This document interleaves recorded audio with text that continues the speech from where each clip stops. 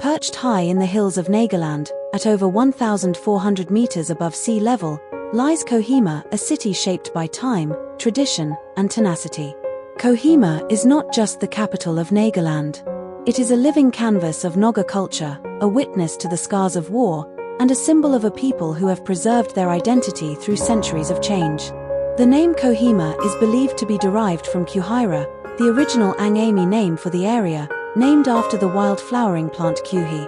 It is the land of the Angami tribe, one of the major Naga ethnic groups known for their fierce independence and rich customs. Walk through the streets of Kohima, and you'll see a city that hums with quiet energy. Roads wind and rise along the curves of the hills, flanked by pine trees, tin-roofed houses, and vibrant shops. Street vendors sell fresh local produce, handwoven shawls, bamboo crafts, and sizzling street food.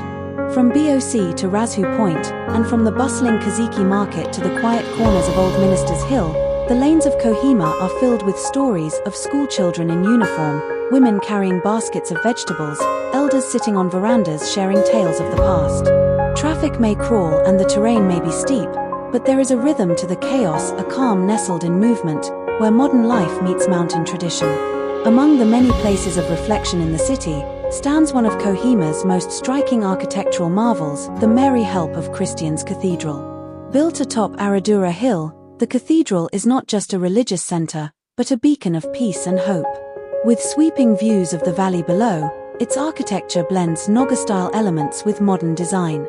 The massive wooden roof is shaped like a traditional tribal house, while the interiors feature carved woodwork, stained glass windows, and one of Asia's largest crosses.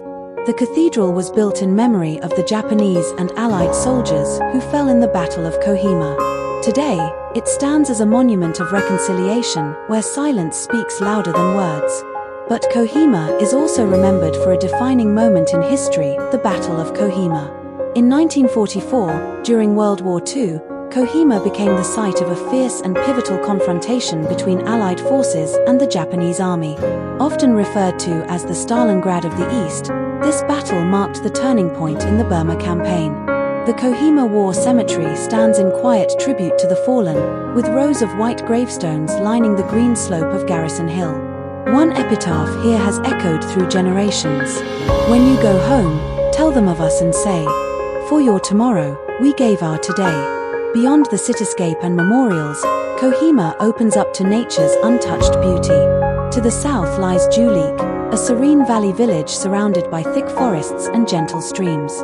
Known for its eco-friendly lifestyle, Julik is a perfect picnic spot where mithun roam freely and birds sing in the still air. It's an escape. Simple, soulful, and scenic. For those who seek adventure, Puli-Bad's calls.